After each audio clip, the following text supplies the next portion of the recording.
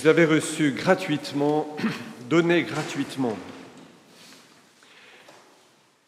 Il y avait cette semaine passée le congrès international de la miséricorde à Vilnius. Et j'ai regardé un petit peu quelques images de ce congrès et telle ou telle intervention.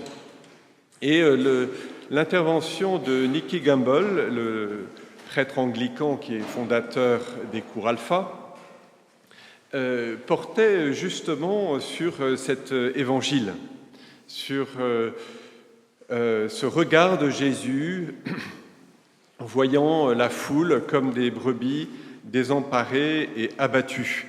Et Nicky Gumbel le traduisait, proposait une traduction en termes modernes, cette foule qui souffre de dépression et de solitude. Et pour raconter, pour illustrer cet évangile, Nicky Gumbel racontait une conversion. La conversion de Ayaan Hirsi Ali, qui est une femme d'origine somalienne, dont la famille a dû fuir le pays pour s'établir aux Pays-Bas, et qui est devenue une femme politique, qui est menant un combat important pour la dignité des femmes, qui l'a conduite à quitter la religion musulmane et à quitter avec elle toute religion. Elle est devenue une militante athée, amie de Richard Dawkins, l'auteur du best-seller God's Delusion, et elle a été menacée de mort à plusieurs reprises par d'anciens coreligionnaires. Elle a mené ce combat, mais ce combat l'a épuisée et elle s'est mise à souffrir de dépression, de désespoir et de solitude. Et le tournant s'est fait lorsque, dans sa thérapie, il lui a été posé cette question étrange. Vous êtes athée, très bien, mais dites-moi, en quel genre de Dieu vous aimeriez croire si Dieu existait ? Alors, Nicky Gumbel n'a pas rapporté la description qu'elle a faite, mais seulement la réponse du thérapeute, enfin je crois que c'est un thérapeute, c'était en anglais, qui a dit « Savez-vous que le Dieu dont vous parlez, c'est à peu près le portrait de Jésus-Christ ?»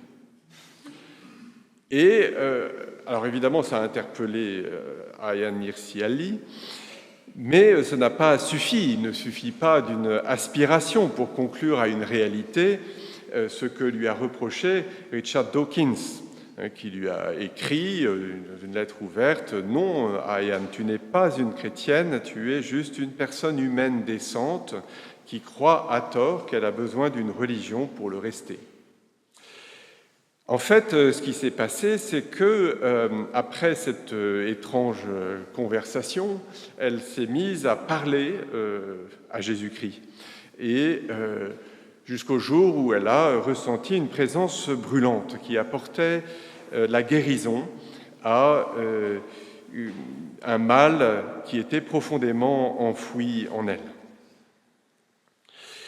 Il y a deux sortes de disciples. Il y a ceux qui, ou de disciples, ou de presque disciples, il y a ceux qui reçoivent gratuitement et qui finissent par perdre ce qu'ils ont reçu parce qu'ils n'ont pas donné gratuitement après avoir reçu gratuitement. C'était un avertissement du pape François pour les chrétiens autoréférencés qui ne se préoccupent que de l'intégrité de la doctrine et n'ont plus de bonnes nouvelles à annoncer qui rejoignent vraiment les gens. Et puis, il y a aussi ceux qui donnent gratuitement par leur nature généreuse, ceux qui ont mal aux autres par nature, comme disait Jacques Brel, mais qui se trouvent tôt ou tard désemparés et abattus. L'évangile d'aujourd'hui, qui nous raconte l'appel des premiers disciples, qui nous raconte d'où est venu cet appel des disciples, cette vision de la moisson en attente. Cet évangile nous invite à devenir vraiment disciples, c'est-à-dire à devenir des apôtres de la miséricorde par la voie que vous voulez et selon la nature qui est la vôtre. Devenir des apôtres de la miséricorde au sens où ce sont ceux qui ont reçu gratuitement et qui s'empressent de donner gratuitement pour ne pas perdre ce qu'ils ont reçu, parce que ce qu'ils ont reçu, c'est la miséricorde. Et puis, des apôtres de la miséricorde au sens où ce sont ceux qui donnent gratuitement et qui donnent gratuitement non plus seulement par une nature généreuse, belle mais finie, et qui donnent gratuitement parce qu'ils ont reçu gratuitement, parce qu'ils ont reçu, ils ont rencontré celui qui est l'auteur de la grâce, celui qui est l'amour gratuit et infini. En regardant la vidéo, j'ai dû aller chercher dans le dictionnaire un mot anglais que je ne connaissais pas, qui est le mot « trigger », ce qui signifie le déclencheur. Et Nicky Gumbel l'utilisait pour dire que le déclencheur, c'est la prière. Dans cet évangile, cela est souligné. Et d'ailleurs, dans les divers évangiles, il y a une prière qui précède l'appel des apôtres. Ici, c'est une prière que Jésus suggère. Suggère en montrant la foule abattue et désemparée. Et en témoignant aussi du regard qu'il a sur cette foule. Jésus n'y voit pas une vision désespérante, mais il y voit une moisson. La terre a été travaillée secrètement par son Père déjà, et la moisson est prête, mais il manque les ouvriers de la moisson. La moisson est abondante, mais les ouvriers sont peu nombreux. Priez donc le maître de la moisson d'envoyer des ouvriers pour sa moisson.